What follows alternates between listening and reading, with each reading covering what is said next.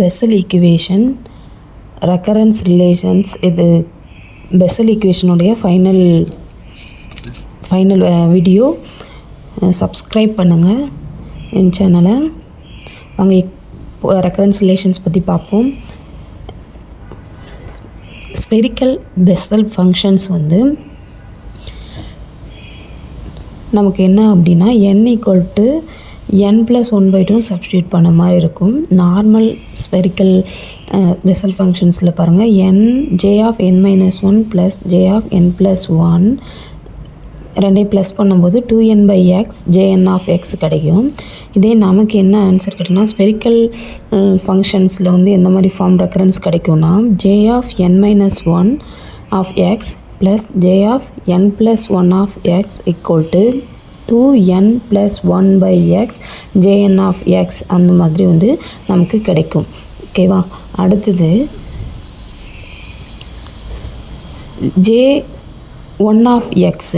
j1(x)ங்கிறது வந்து -(d/dx) j0(x). j0(x) already நம்ம பழைய வீடியோவில் போட்டிருக்கோம், போய் பார்த்துக்கோங்க. j0(x) வந்து sin x/x. அதை நம்ம டிஃப்ரென்ஷியேட் பண்ணும்போது என்ன ஆன்சர் நமக்கு கிடைக்கும்னா, sin x/x² - cos x/x கிடைக்கும். அப்போ j1(x) ஸ்பெரிக்கல் ஃபார்ம்னு கேட்கலாம். அடுத்தது j2(x), அதுவும் இது பண்ணணும் நம்ம 3/x² -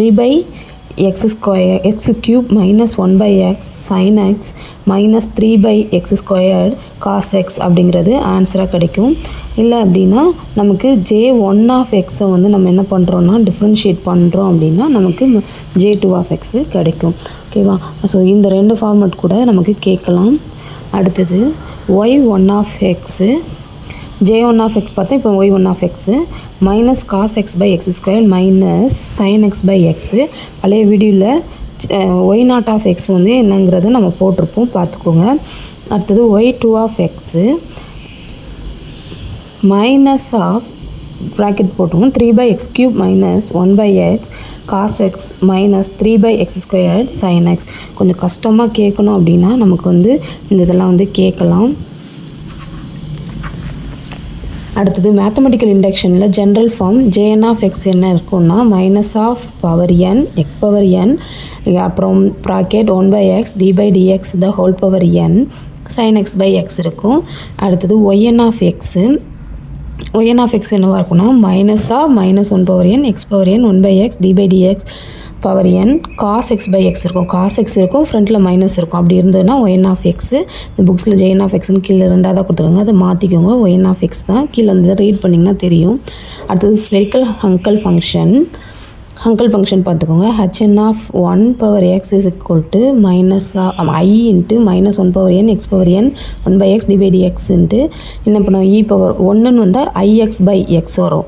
இதே வந்து நமக்கு hn(2)ன்னு வந்தது அப்படின்னா e⁻−ix/x வரும். அது ஒன்று தான் டிஃப்ரென்ஸு. நெக்ஸ்ட் பாருங்கள், ஆர்த்தோகனாலிட்டி ஸ்பெரிக்கல் ஸ்பெஷல் ஃபங்க்ஷன்ஸ். இப்போ இந்த ஸ்பெரிக்கல் ஸ்பெஷல் ஃபங்க்ஷன்ஸ் வந்து இந்த ஈக்குவேஷன்ஸை வந்து jn(x) சாட்டிஸ்ஃபை பண்ணும் அப்படிங்கிறது ஒன்று இது இருக்கும். ஸோ இதில் வந்து பாருங்கள், நமக்கு இம்பார்ட்டண்டானது என்னென்னா, (0 to ∞) jn(x) jn(x) என்ன வேல்யூன்னு கேட்கலாம். sin n - m π/2 n × n+1 - m+1 அப்படிங்கிறது இருக்கும். ஸோ இதில் வந்து ஈவன் வேல்யூவாக இருந்ததுன்னா, n-m வந்து ஈவனாக இருந்தது அப்படின்னா நமக்கு வேனிஸ் ஆயிரும். அது 1 மார்க்ஸில் கேட்கலாம். அடுத்தது jm வந்து வில் பி ஆட்.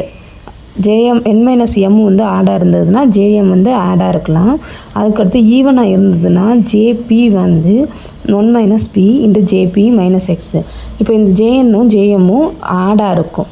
ஓகேவா? அடுத்தது ஹியர் பாருங்கள், ரொம்ப இம்பார்ட்டண்டானது orthogonal property spherical special functions m0(n) இருந்ததுன்னா jn(x) jm(x) 0ன்னு இருக்கும். அடுத்தது m = n இருந்தால் π/2n + 1ன்னு இருக்கும். அப்போது நமக்கு என்னென்னா π/2n + 1 Δmnன்னு இருக்கும்.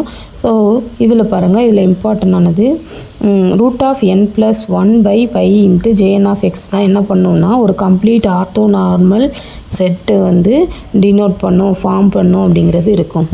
தேங்க்யூ.